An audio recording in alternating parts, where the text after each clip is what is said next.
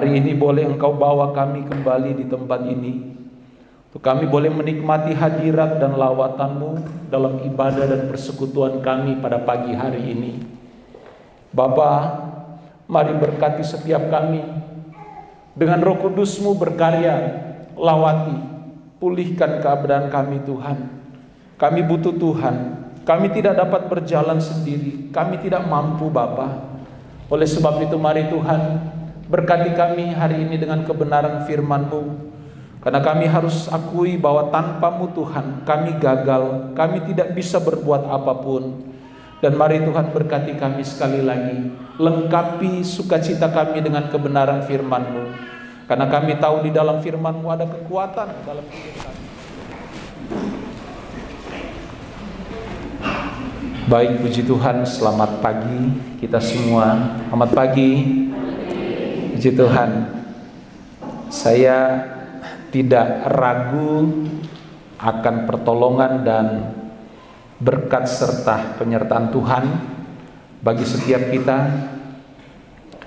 jika memperhatikan kita yang hadir pagi hari ini semua pada diberkati. Sukacita Tuhan luar biasa. Amin. Mari kita beri sorak-sorai sekali lagi buat Tuhan. Luar biasa penyertaan Tuhan. Seminggu telah kita lewati bersama Bapak Ibu. Itu tidak mudah. Jangankan kita mampu melewati seminggu, sehari aja, atau jangankan sehari, semenit aja kita bisa lalui hidup ini dengan baik. Itu semua karena kemurahan Tuhan. Itu semua karena penyertaan Tuhan. Dan tidak terukur besar kasih Tuhan dalam setiap kehidupan kita. Puji Tuhan Bapak Ibu yang saya kasihi di dalam Tuhan kita Yesus Kristus, Juru Selamat kita semua.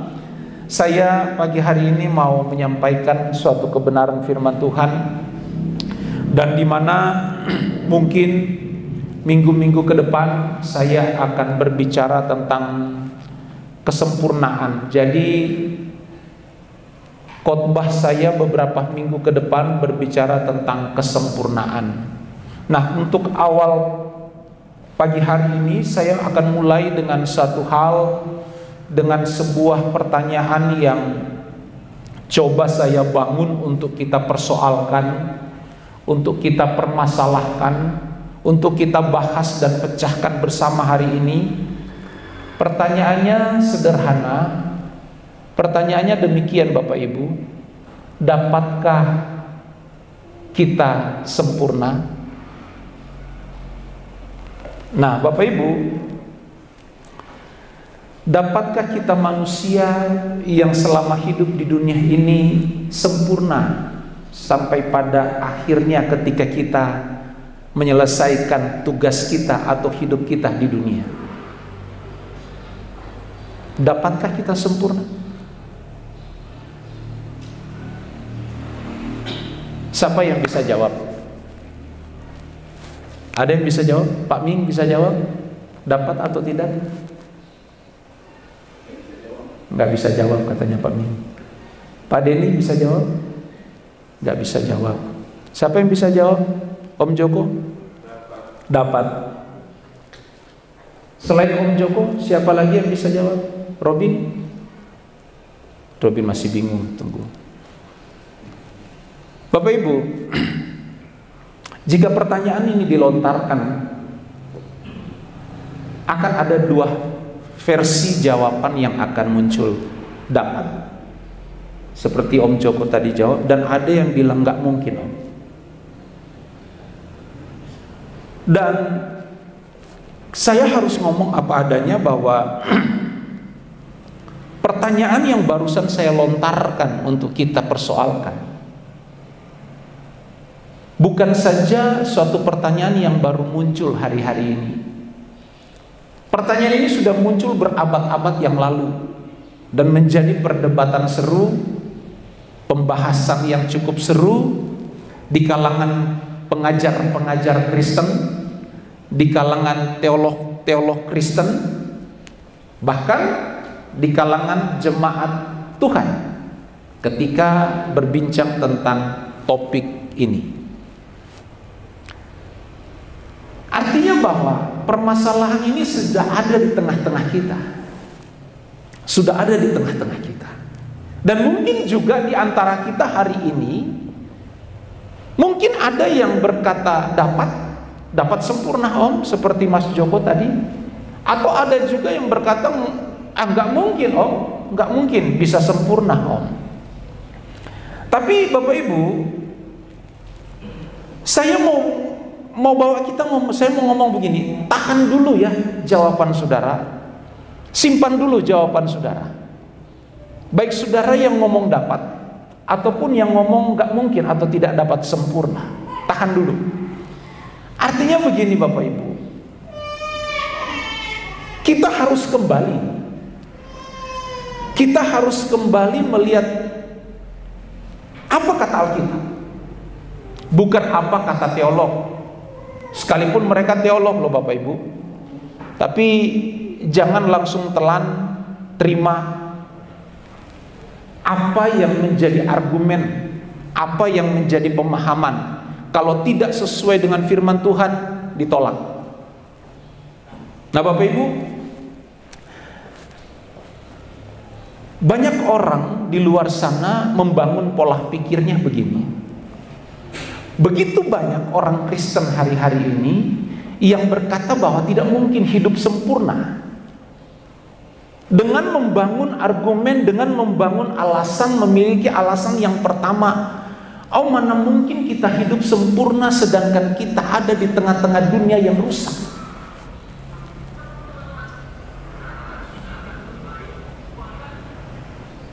Tidak mungkin kita dapat hidup sempurna. Oh bagaimana mungkin kita dapat hidup sempurna sedangkan kita ini banyak kelemahan, banyak keterbatasan, banyak tantangan yang ada di sekitar kita.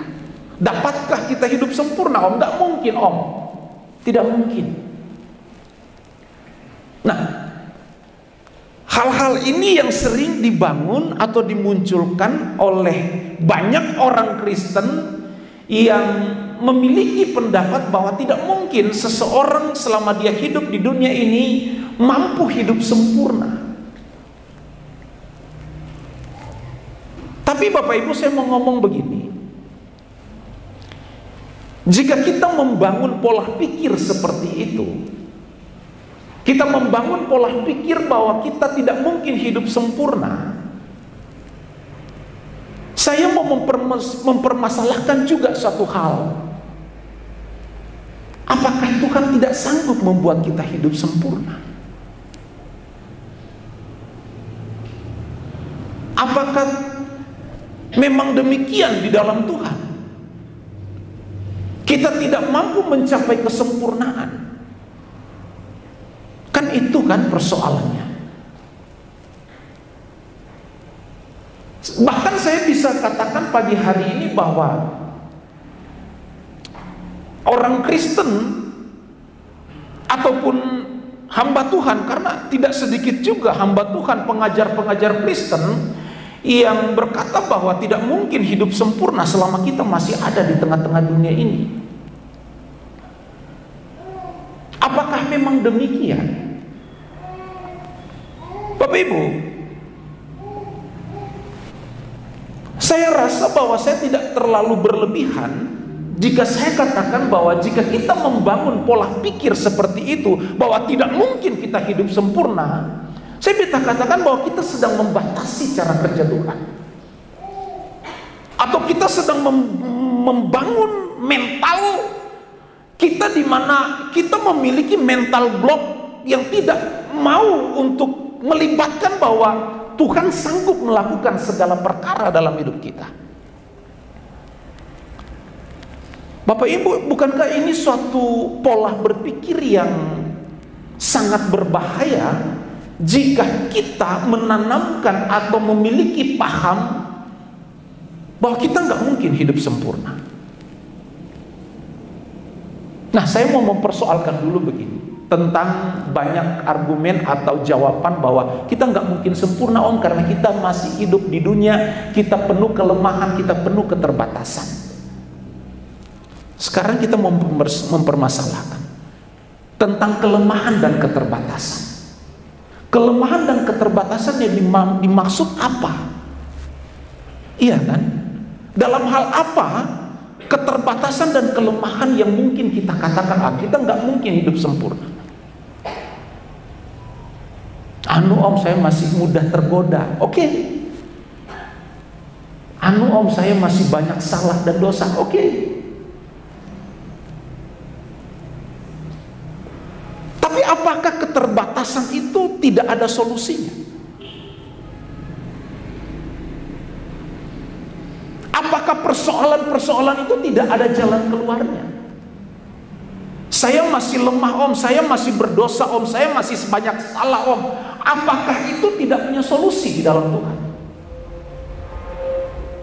Apakah Tuhan tidak mampu memberikan jalan keluar dalam kehidupan kita?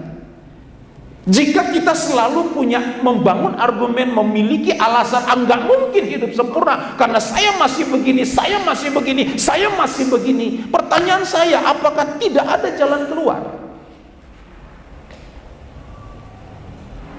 Atau kita memang sudah nyaman di hal itu? Atau memang kita sengaja melarutkan hidup kita, membiarkan hidup kita ada di kondisi seperti itu? Iya kan? Kalau kita mau mempersoalkan hal ini, Bapak Ibu, jadi yang perlu kita persoalkan dan kita pahami hari ini bahwa saya mau katakan begini.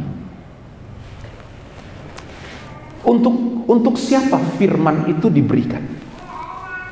Allah memberikan firman itu kepada siapa? Kepada setiap kita. Amin. Kepada setiap manusia. Setiap kita yang ada di tempat ini. Firman itu diberikan bukan kepada tumbuh-tumbuhan. Firman itu disampaikan Tuhan melalui ucapan mulutnya bagi setiap orang yang mau menerima dan percaya kepada Dia. Firman diberikan untuk setiap kita yang ada di tempat ini. Catat ini. Yang berikut. Firman itu diterapkan di mana? Kapan firman itu kita lakukan? Apakah nanti ketika kita di sorga? Enggak mungkin kan? Firman itu diberikan Tuhan kepada setiap umatnya untuk firman itu dihidupi selama dia hidup di dunia ini. Yang setuju dengan saya berikan sorak-sorai. Ya. Kita setuju di sini. Firman diberikan untuk manusia. Dan firman itu ketika kita terima, kita terapkan firman itu selama kita ada di dunia ini. Tidak mungkin firman nanti kita akan terapkan di sorga. Ngapain juga coba kita terapkan di sorga? Karena firman itu, tujuan firman itu adalah supaya kita menghidupi firman itu, dan supaya apa yang diinginkan Allah terrealisasi melalui hidup kita, dan agar supaya hidup kita bisa mencerminkan Dia yang hidup dalam hidup kita. Itu sebabnya Paulus katakan, aku hidup, namun bukan aku lagi yang hidup, tetapi Kristus yang hidup di dalam aku. Mestinya inilah pencapaian yang sempurna dalam kehidupan orang Kristen, yaitu Kristus hidup dalam hidup setiap orang Kristen. Jadi saya dalam beberapa minggu ke depan akan berbicara tentang topik kesempurnaan. Nah, ini baru awal kita bertemu untuk membahas topik ini. Jadi saya kembali kepada pertanyaan tadi, dapatkah kita hidup sempurna? Mari kita lihat kebenaran firman Tuhan. Matius pasal 5 ayat 48. Matius pasal 5 ayat 48. Kita baca sama-sama ya. Kita baca sama-sama. 2, 3. Karena itu haruslah kamu sempurna sama seperti Bapamu yang di surga adalah sempurna. Kalimat Tuhan Yesus ini dalam Injil Matius 5 ayat 48, saya percaya bahwa tidak terlalu sulit untuk kita tangkap dan kita pahami. Tetapi yang herannya masih begitu banyak orang Kristen yang gagal paham dengan ayat ini. Bapak Ibu, saya mau langsung katakan begini. Jika ada orang Kristen yang tidak percaya bahwa dia sanggup untuk hidup sempurna, maka secara tidak langsung dia tidak percaya dengan omongan Tuhan Yesus dalam ayat ini. Benar apa tidak? Ya. Nggak mungkin Om hidup sempurna. Mana mungkin Om? Tidak bisa Om. Secara tidak langsung, saya mau katakan, orang yang memiliki pemahaman konsep seperti itu secara tidak langsung, dia mengomong, dia tidak percaya dengan perkataan Tuhan Yesus. Karena itu, haruslah kamu sempurna. Sama seperti Bapamu yang di sorga adalah sempurna. Nah, nanti kita persoalkan, sempurna ini yang model apa? Sempurna yang macam apa yang dituntut oleh Alkitab? Sempurna yang macam apa yang diinginkan, yang mau ditemukan oleh Tuhan di dalam setiap kehidupan kita? Jangan kita langsung vonis nggak mungkin. Oh, mana bisa? Kalau kita memiliki pemahaman konsep berpikir seperti itu, sekali lagi saya katakan, saudara sedang tidak percaya apa yang Yesus firmankan. Saudara perhatikan. Kalau ada di antara saudara yang ngerti tentang tata bahasa, kalimat haruslah kamu itu bersifat kata kerja. Dan kalau kita lihat dalam teks Yunani, dalam rumusan-rumusan teks asli Alkitab bahasa Perjanjian Baru, kata haruslah kamu sempurna di sini sifatnya present, bukan future, tetapi sesuatu yang harus ditemukan selama kita hidup oleh Tuhan dalam hidup kita. Suatu sifat kata kerja yang mana Tuhan inginkan supaya kesempurnaan itu ditemukan selama kita hidup di dunia ini, bukan nanti ketika kita mati di sorga. Sebab kalau ada yang berpikir bahwa nanti mati di sorga baru kita disempurnakan, Bapak Ibu, orang Kristen yang model begini tidak akan, selama dia hidup, tidak akan bertanggung jawab dengan kekudusan hidupnya, karena dia pikir nanti kan mati baru disempurnakan. Ya kan, ini bahaya, bukankah ini bahaya dalam pertumbuhan iman? Jika kita memiliki konsep nanti mati baru kita disempurnakan, secara tidak langsung bahwa orang Kristen model begini selama dia hidup, dia tidak akan bertanggung jawab dengan hidupnya. Asal dia senang, ya silakan. Urusan salah dosa nanti kemudian kita selesaikan di meja pengadilan di hadapan Tuhan. Nah, orang Kristen begini berbahaya Bapak Ibu selama dia hidup. Ini bahaya dalam pertumbuhan iman, ini sangat fatal.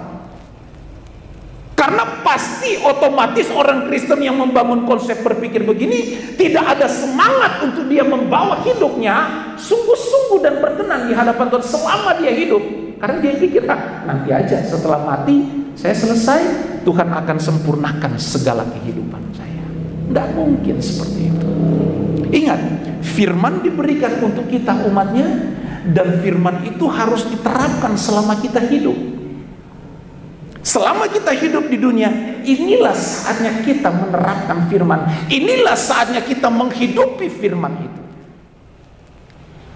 Jadi, karena itu haruslah kamu sempurna.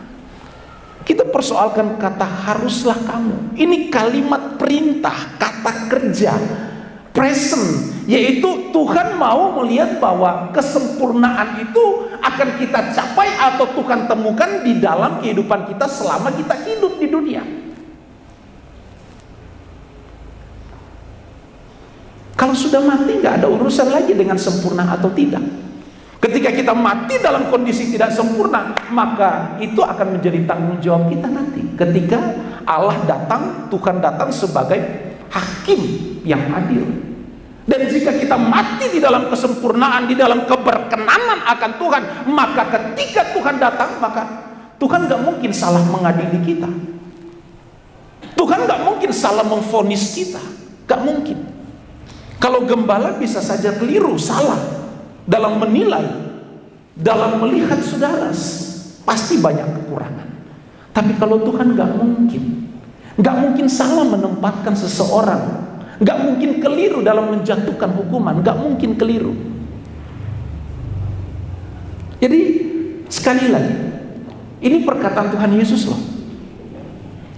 Karena itu haruslah kamu sempurna, sama seperti Bapamu di sorga sempurna. Nah Bapak Ibu, saya harus akui bahwa tidak mudah bagi kita untuk memahami kalimat ini jika kita hanya membaca sepintas lalu. Jika kita hanya baca lari begitu aja, kita sulit untuk memahami. Nah, saya coba pagi hari ini ya, izinkan saya coba untuk memberikan beberapa hal untuk kita mengerti tentang konteks teks yang disampaikan oleh Tuhan Yesus dalam ayat ini. Nah, kata sempurna dalam ayat ini, dalam teks Yunani, dia menggunakan kata teleios. Teleios. Nah, teleios ini memiliki beberapa pengertian. Yang pertama, teleios memiliki pengertian atau makna bahwa tidak membutuhkan apapun untuk melengkapi, atau sudah lengkap, fungsinya sudah berjalan sebagaimana mestinya. Itu teleios. Jadi teleios memiliki makna bahwa sudah lengkap, sudah berfungsi dengan baik, dan tidak perlu ditambahkan hal-hal yang lain karena sudah sempurna. Yang berikut, teleios memiliki makna pengertian telah mencapai titik akhir, artinya sudah selesai, finish, lengkap, telah mencapai tujuan dengan baik. Itu teleios. Dan berikut, teleios memiliki makna penuh kedewasaan, matang di dalam moral. Jadi kalau kita simpulkan, sempurna yang dimaksud di sini adalah bagaimana Bapa di sorga memiliki kesempurnaan yang tidak perlu diragukan, memiliki kematangan ke tingkat kedewasaan yang tidak perlu dibahas, dan kita sebagai pengikut-pengikut Kristus juga harus mencapai titik yang sama seperti yang Tuhan inginkan, yaitu yang Tuhan inginkan adalah kita ditemukan Tuhan memiliki karakter dan moral yang indah dan layak sempurna di hadapan Tuhan. Ini kata sempurna. Nah, saya juga mau memberikan sedikit pemahaman tentang kata sempurna. Kata sempurna harus kita tempatkan pada tempat yang benar. Jika saudara temukan kata sempurna misalnya dalam ayat ini, saudara harus mampu melihat dari dua aspek. Yang pertama, kesempurnaan dari perspektif Tuhan atau kesempurnaan yang dimiliki oleh Tuhan. Kalau kita bicara bahas tentang kesempurnaan yang dimiliki Tuhan, tidak usah kita bahas terlalu banyak karena dia memang telah sempurna. Tidak ada bayang-bayang atau cacat sedikit pun dalam pribadi Allah, dalam karakter Allah, dalam moral Allah. Dia sempurna adanya. Dan itu finish, itu clear, itu tidak ada cacat celah. Allah yang kita sembah sempurna adanya.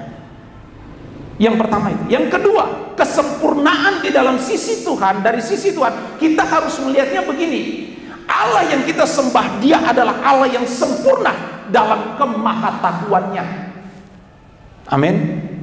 Allah yang sempurna dalam kehadirannya. Allah yang sempurna di dalam tindakannya, Allah yang sempurna di dalam segala sesuatu. Dia maha tahu, dia maha adil, dia maha segala sesuatu, dia maha bijaksana. Itu milik Allah dan tidak perlu kita ragukan. Itu finish, selesai. Kita pindah. Kesempurnaan seperti apa yang Tuhan inginkan dalam kehidupan kita manusia. Ini persoalannya. Kita nggak bisa menempatkan kita nggak bisa samakan kesempurnaan yang dimiliki Allah dengan kesempurnaan yang ingin ditemukan oleh Allah dalam kehidupan kita. Saya mau langsung begini supaya tidak terlalu panjang lebar. Setiap kita dituntut Tuhan berbeda-beda. Kesempurnaan yang rindu ditemukan Tuhan dalam kehidupan kita bukan soal sifat kemahatauan kita. Bukan soal kita bisa hadir di mana-mana. Karena banyak orang Kristen berpikir hidup sempurna di sini adalah hidup manusia orang Kristen yang sanggup tembus dinding. Bukan begitu konsepnya. Atau hidup orang Kristen yang bisa terbang. Bukan begitu konsep sempurna.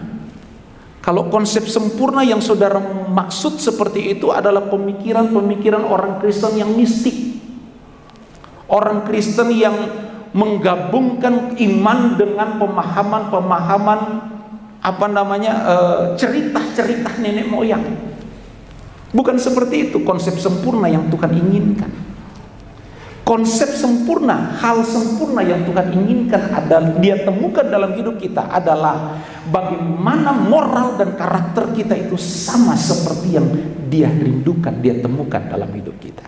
Jadi kesempurnaan di sini berbicara tentang karakter dan moral kita. Ini yang Tuhan ingin temukan dalam hidup kita. Dan saya persoalkan, apakah tidak mungkin karakter dan moral kita ini baik? Dapatkah seseorang itu ditemukan Tuhan karakternya layak berkenan, moralnya layak di hadapan Tuhan atau tidak? Saya mau katakan, bisa, dapat. Kita bisa bermoral baik. Masa kita kalah dengan orang yang tidak mengenal kebenaran? Banyak orang di luar sana bermoral baik, berkarakter baik, apalagi kita. Kita pun mampu, kita pun bisa. Nah Bapak Ibu, kesempurnaan yang rindu ditemukan oleh Tuhan adalah terkait dengan karakter dan moral hidup kita. Kesempurnaan, dan saya mau katakan kesempurnaan itu akan berbeda satu dengan yang lain. Apa yang dituntut Tuhan dalam hidup saya akan berbeda dengan apa yang akan dituntut Tuhan dalam kehidupan Om Yeng. Berbeda. Demikian apa yang dituntut Tuhan dalam kehidupan Om Yeng beda halnya dengan apa yang dirindukan oleh Tuhan ditemukan dalam kehidupan Pak Beni. Berbeda. Berbeda. Jadi kita nggak bisa mengeneral atau menyamaratakan kesempurnaan itu sama rata kita semua, berbeda. Contoh sederhana, anak sekolah atau anak murid kelas 1 SD, dia akan dikatakan lulus, artinya sempurna ketika dia dapat menjawab soal 1 tambah 1 sama dengan 2. Tapi berbeda dengan anak yang sudah duduk di kelas 4 atau kelas 5 SD. Kalau 1 tambah 1 dia gagal menjawab, maka dia sebenarnya belum layak, belum sempurna itu. Jadi setiap kita akan berbeda tuntutan Tuhan dalam hidup kita. Setiap kita akan berbeda warnanya apa yang Tuhan ingin temukan dalam setiap kehidupan kita. Nah, misal contoh ayat dalam Lukas pasal 12 ayat 48. Lukas 12 ayat 48. Bagian B dia katakan begini. Setiap orang yang kepadanya banyak diberi, daripadanya akan banyak dituntut. Dan kepada siapa yang banyak dipercayakan, daripadanya akan lebih banyak lagi dituntut. Jadi jelas dalam ayat ini ada perbedaan dalam setiap tuntutan yang Tuhan rindu dia temukan dalam hidup kita. Kepada saya yang diberi banyak kepercayaan Tuhan, Tuhan menyingkapkan banyak hal yang saya pahami dalam firman Tuhan, seberapa banyak saya pahami, itu yang dituntut Tuhan untuk saya capai. Itu yang dituntut Tuhan untuk dia temukan dalam hidup saya. Jadi dalam kehidupan kita, kesempurnaan itu berbeda-beda tuntutan Tuhan. Kepada siapa diberi banyak, dia dituntut Tuhan lebih banyak daripada si A yang mungkin kurang daripada apa yang Tuhan percayakan kepada si B. Jadi Bapak Ibu jemaat yang diberkati Tuhan, jika pertanyaan ini saya lontarkan kembali, saya angkat kembali, dapatkah kita hidup sempurna? Saya mau katakan, kita dapat. Dan harus kita mencapai kesempurnaan itu. Dengan apa yang Tuhan percayakan dalam kehidupan kita, yang banyak hal itu yang kita pahami hari ini, itu yang Tuhan tuntut untuk dia temukan dalam hidup kita. Firman yang kita telah pahami, kita mengerti, itu yang dia rindu temukan dalam setiap kehidupan kita. Nah, inilah fatalnya kalau saudara sudah mengerti firman dan sengaja mengabaikan firman itu. Nah, inilah kekristenan yang benar, yaitu mencapai kesempurnaan seperti yang Tuhan ingin temukan dalam kehidupan kita. Dan kesempurnaan itu diperjuangkan selama hidup di dunia. Kesempurnaan itu harus dicapai selama kita hidup di dunia ini, sampai kita mengakhiri hidup kita di dunia ini. Bapak Ibu, saya mau ngomong bahwa kekristenan adalah hidup seperti yang Tuhan inginkan. Jadi kalau kita membahas bahwa dapatkah seseorang hidup sempurna, saya mau katakan sangat mungkin. Tapi Om, kita masih hidup di dunia Om. Iya, kita masih hidup di dunia. Tapi saya teringat dengan perkataan Maria. Dia katakan begini, Tuhan, mana mungkin aku masih gadis, mana mungkin aku mengandung. Gabriel ngomong begini. Ada mana Gabriel? Nah itu, bukan Gabriel yang ini ya, tapi malaikat Gabriel. Malaikat Gabriel begini, bagi Tuhan tidak ada perkara yang mustahil. Nah sayangnya, banyak orang Kristen ketika mendengar kalimat bagi Tuhan tidak ada yang mustahil, itu diadopsi, ditangkap firman itu dan dikenakan dalam hidupnya hanya untuk hal-hal yang sifatnya jasmani. Jadi bagi Tuhan tidak ada yang mustahil. Om, hari ini kalau saya tabur sekian, maka tahun depan saya akan menuai sekian. Kalau hari ini saya masih punya sepeda motor, maka tahun depan saya pasti punya mobil. Kalau tahun ini saya masih ngontrak, saya percaya bagi Tuhan tidak ada yang mustahil, tahun depan saya pasti punya rumah sendiri. Pak, Ibu, kebanyakan kita Kristen, orang Kristen hanya menempatkan kalimat ini, firman ini terkait dengan hal-hal seperti itu. Terlalu murah ayat itu jika kita tempatkan atau kita kenakan ayat itu hanya terkait dengan hal-hal yang seperti itu. Bahkan kalau saudara lihat konteks itu, ketika malaikat Gabriel menyampaikan bagi Allah tidak ada yang mustahil, tidak ada sedikit pun terkait dengan persoalan Maria, dengan kebutuhan pribadi Maria, tidak ada. Tapi di sini kita tahu bersama bahwa sekalipun bagi Maria itu suatu hal yang mustahil tentang bagaimana rencana Allah agar supaya Mesias dilahirkan, di pikiran Maria nggak mungkin. Tapi malaikat Gabriel bilang, enggak Maria, bagi kamu itu memang mustahil, tapi bagi Tuhan itu bukan hal yang mustahil. Jadi konteks ayat ini kalau kita mau jujur ya, tidak ada terkait dengan Maria sedang mempersoalkan tentang kebutuhan pribadinya, tentang makan, minum, pakai dan lain-lain, tidak ada. Tetapi di situ jelas konteksnya adalah bagaimana Allah mau meyakinkan Maria, Tuhan mau meyakinkan Maria melalui berita yang dibawa oleh malaikat Gabriel, bahwa jika Allah sudah memiliki suatu proyek dan rencana terhadap seseorang, maka itu pasti akan terlaksana. Apapun halang rintangnya, Tuhan pasti akan buat itu menjadi indah dalam setiap kehidupan kita. Jadi inilah indahnya kita di dalam Tuhan. Nah, terkadang kan sayangnya banyak orang Kristen ini hanya menempatkan ayat-ayat yang seperti ini hanya untuk kepentingan pribadi. Nah, ini lebih jahatnya lagi kalau pendeta yang ngajar seperti itu. Itu parah pendeta model begitu. Pendeta model begitu, waduh, saya tidak tahu dia harus mempertanggungjawabkan seperti apa di hadapan Tuhan. Plesetkan ayat sesuka-sukanya dia, menempatkan ayat tidak pada teks yang benar, sehingga membuat jemaat Tuhan tidak bertumbuh dalam kerohaniannya.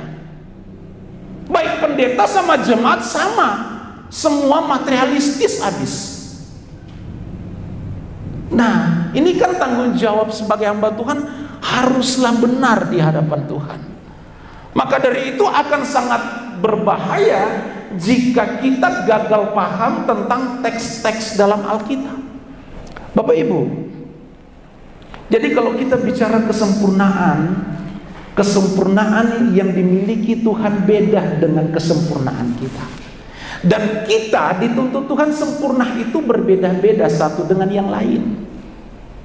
Maka dari itu kita nggak bisa sama rata. Proses Tuhan terhadap si A dengan si B berbeda. Jangankan proses Tuhan kita dengan tetangga kita, proses Tuhan antara suami dan istri juga berbeda di situ. Berbeda. Proses Tuhan itu berbeda. Kenapa? Karena tingkat kedewasaan rohani seseorang itu berbeda. Jadi sampai di mana tingkat kedewasaan kita, itulah yang Tuhan rindu untuk dia temukan. Benar nggak engkau sudah dewasa di titik ini? Nah, kalau kita persoalkan lagi, dalam hal-hal apa kita dituntut Tuhan sempurna? Nah, Bapak Ibu, pertanyaan inilah yang nanti kita akan persoalkan di minggu-minggu ke depan. Dalam hal-hal apa saja kita dituntut Tuhan untuk sempurna? Ya kan? Ada lagu sekolah minggu yang sering saya ilustrasikan. Tanganku kerja buat Tuhan. Nah, mulai dari tangan dulu. Anak sekolah minggu mengajar kita, tanganku. Tangan harus ditemukan Tuhan sempurna. Tangan bukan untuk sesuatu hal yang tidak yang bukan suatu hal yang kita lakukan, bukan anggota tubuh yang harus kita lakukan untuk melakukan hal-hal yang tidak berkenan. Kalau di tangan saja kita sudah tidak sempurna, bagaimana mungkin? Apalagi yang rindu ditemukan Tuhan sempurna. Lagu itu tadi mengajarkan kita, kakiku berjalan cari jiwa. Nah itu kaki juga. Kaki kita ini sebenarnya sebagai anak Tuhan yang benar-benar peka dan rindu dan mau melakukan firman Tuhan, kaki kita nggak asal jalan. Kadang otak sama kaki itu bertolak belakang. Otak hati pengennya mau masuk gereja, tapi kaki bilang enggak, kita ke tempat lain. Ada loh gitu. Kaki tangan harus mencerminkan karakter Tuhan.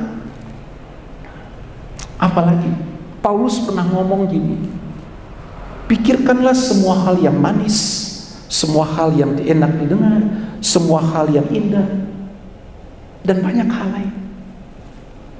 Apalagi yang ingin ditemukan Tuhan tentang terkait kesempurnaan dalam hidup kita, cara berpikir kita, ya kan?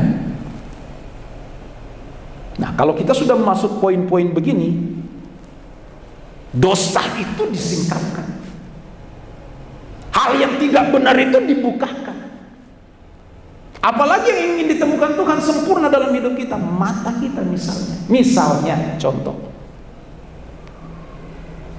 mata ini harus ditemukan Tuhan sempurna dalam hidup kita. Apalagi banyak hal terkait dengan kehidupan kita. Tuhan rindu temukan segenap hidup kita sempurna di hadapannya. Aduh om, berat om. Berat. Itulah Kristen yang benar. Kristen mah bukan Kristen, beda Kristen yang banyak di luar sana, Kristen yang cengeng banyak Bapak Ibu. Tapi Kristen kita di sini di GPD Hosana beda dengan Kristen yang di luar. Amin. Amin. Ya, kita diajar untuk militan di dalam Tuhan.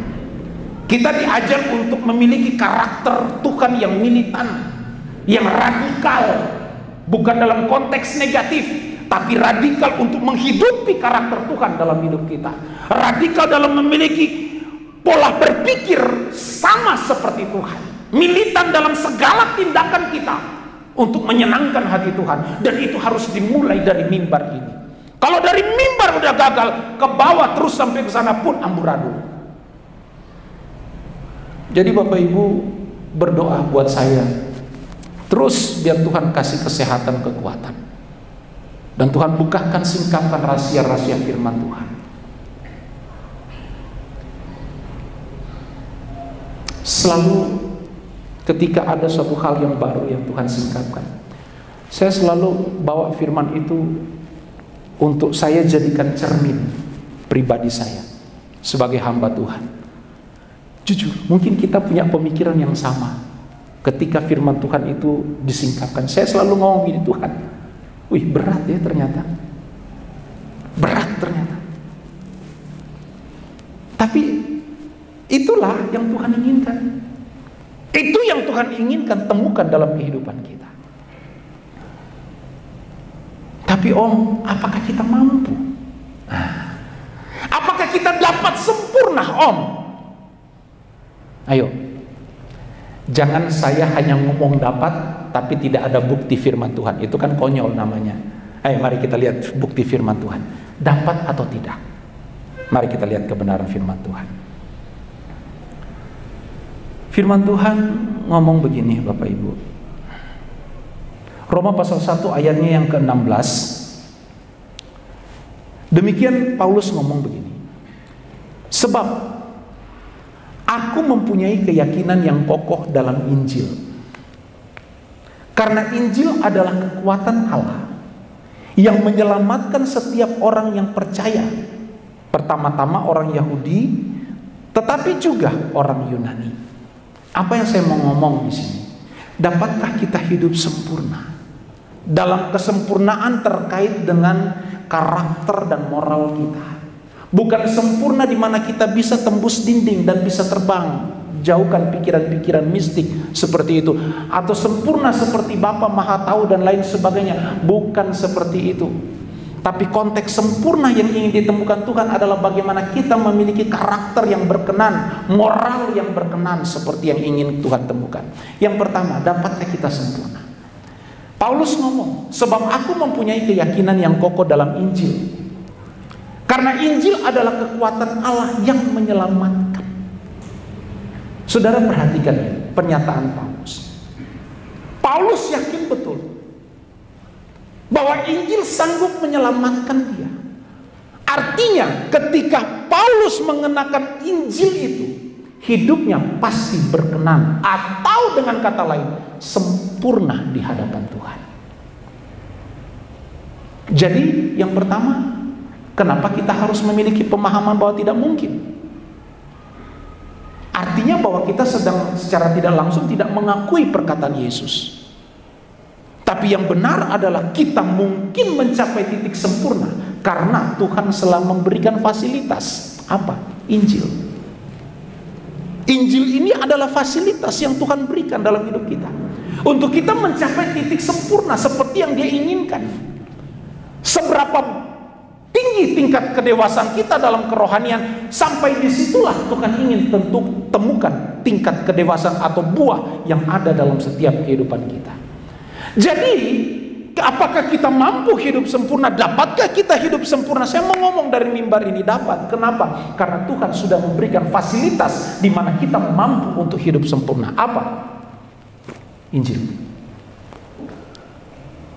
Injil ini fasilitas. Semakin intens kita membaca firman Tuhan, semakin giat kita mau mencari tahu kebenaran firman Tuhan, maka akan semakin besar potensi kita untuk bisa mencapai kesempurnaan. Karena Injil sudah diberikan. Jadi ketika kita dihakimi di hadapan Tuhan misalnya, saya membayangkannya demikian Bapak Ibu. Tidak ada alasan buat kita untuk berkata, Tuhan, bagaimana saya mampu untuk capai titik sempurna sedangkan saya tidak tahu jalan ke situ. Saya tidak tahu caranya bagaimana. Iya kan? Nah, hari ini karena Injil adalah fasilitas, kita nggak bisa bantah Tuhan. Tuhan tidak ada fasilitas Tuhan. Tapi Tuhan katakan, aku sudah berikan fasilitas. Injil sudah aku berikan. Injil sudah saya sampaikan. Nah, pergunakanlah itu selama kita ada di dunia ini. Rajin-rajinlah, giatlah untuk terus menggali, memahami kebenaran firman Tuhan dengan benar. Karena malapetaka akan tertimpa dalam kehidupan kita jika kita tidak mengerti tentang kebenaran. Amsal pasal 13 ayat 13. Coba dibuka Amsal pasal 13 ayat 13. Siapa yang meremehkan firman, ia akan menanggung akibatnya. Tetapi siapa yang taat kepada perintah akan menerima balasan. Jadi, dapatkah kita mencapai kesempurnaan seperti yang Tuhan inginkan? Oh sangat. Kenapa? Karena Tuhan sudah berikan kita fasilitas Injil. Tinggal bagaimana kita menggali dan mau belajar, mengerti hati Tuhan dalam hidup. Yang kedua, Yohanes pasal pertama ayat 12. Yohanes 1 ayat 12. Apa Alkitab katakan ini? Tetapi semua orang yang menerimanya diberinya kuasa supaya menjadi anak-anak Allah, yaitu mereka yang percaya di dalam namanya. Jadi ketika kita menerima Tuhan, Tuhan dengan kuasanya, dia katakan dalam ayat ini bahwa akan diberikan dalam kehidupan orang itu akan diberikan kuasa. Parakletos, Roh Kudus. Kuasa di sini adalah kuasa di mana ketika kuasa itu bekerja dalam kehidupan orang Kristen yang sungguh-sungguh ini, maka kuasa inilah yang akan mengubahkan orang ini untuk menjadi atau berstatus sebagai anak-anak Allah. Dan tidak mungkin seorang yang berstatus anak Allah karakternya buruk. Pasti dia memiliki karakter seperti yang diinginkan oleh Tuhan. Alkitab sudah memberikan satu jawaban dalam kehidupan kita. Apa itu? Fasilitas yang kedua adalah Roh Kudus. Roh Kudus diberikan untuk menuntun seseorang, membawa seseorang untuk hidup berkenan, layak, indah di hadapan Tuhan. Yang ketiga, saya lanjut cepat ya. Yang ketiga, Roma pasal 8 ayat 28. Apa ayat ini ngomong? Ayat ini ngomong begini. Kita tahu sekarang bahwa Allah turut bekerja dalam segala sesuatu untuk mendatangkan kebaikan. Allah bekerja dalam segala sesuatu untuk mendatangkan kebaikan. Kebaikan yang dimaksud di sini adalah bagaimana ketika Allah memproses hidup kita, bekerja dalam segala sesuatu dalam hidupan kita untuk membentuk kita menjadi anak-anak Allah. Allah bekerja dalam segala sesuatu. Artinya bahwa yang perlu kita pahami dalam poin berikut adalah ketika terjadi suatu proses dalam kehidupan kita, itulah sarana Allah, cara Tuhan untuk membentuk kita seperti yang Dia inginkan. Jadi ada 3 fasilitas yang Tuhan berikan untuk kita dapat mencapai hidup sempurna seperti yang Dia inginkan. Yang pertama, Injil. Yang kedua, Roh Kudus. Yang ketiga, penggarapan Allah, proses Allah yang Allah izinkan terjadi dalam kehidupan kita. Jika hari ini engkau sedang merasa tidak nyaman karena proses, bisa jadi Tuhan sedang membentuk kita untuk Dia temukan supaya kita layak, indah, berkenan di hadapan Tuhan. Jangan mau keraskan hati, Tuhan nanti dululah Tuhan. Sadar jika Tuhan sudah memproses kita, maka carilah kehendak Tuhan di dalam setiap proses. Karena disitulah Tuhan ingin temukan kita tampil sebagai anak-anak Tuhan yang berkenan di hadapannya. Maka dari itu Bapak Ibu, saya mungkin dari tempat ini saya ingin menyampaikan suatu hal. Dapatkah seorang hidup sempurna? Dapatkah manusia itu hidup sempurna di hadapan Tuhan? Saya mau katakan, dapat. Kenapa? Karena ketika Tuhan berfirman, maka itu pasti akan terjadi. Dan firman Tuhan diberikan untuk kita aplikasikan selama kita di dunia. Dan Tuhan sudah memberikan fasilitas untuk supaya kita mampu melakukan kebenaran firman Tuhan. Ayat yang terakhir Bapak Ibu, Yohanes pasal 8 ayat 31 dan ayat 32. Yohanes 8 ayat 31 dan ayat 32.